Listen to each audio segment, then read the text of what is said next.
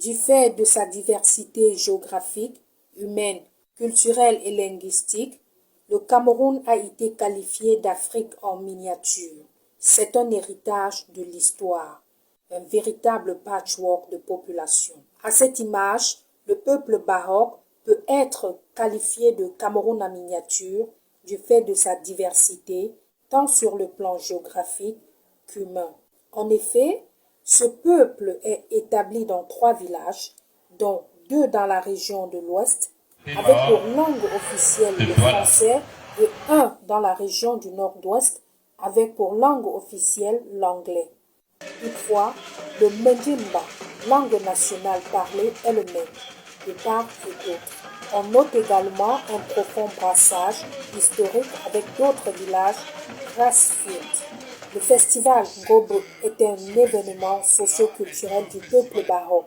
Il réunit tous les fils et filles baroques autour de leur culture, le Ngobo. Le goût pour le peuple baroque est un élément fondamental sur lequel il se base pour créer un climat de paix et du vivre ensemble. Le terme goût en langue française signifie termite. Pour mieux appréhender le sens du terme, il importe de dire que les termites, parfois surnommés fourmis blanches, sont des insectes sociaux qui vivent au sein des colonies hiérarchisées et organisées en castes. Ils font preuve d'une grande intelligence collective. Cependant, le peuple baroque s'appuie sur l'ensemble de ces éléments pour faire des termites un mets traditionnel et à la fois une danse traditionnelle. Le festival Gobo se rend à sa 2e édition et c'est Baroque Funchumchu qui va l'accueillir du 29 novembre au 4 décembre 2021 à l'esplanade de la Chefferie.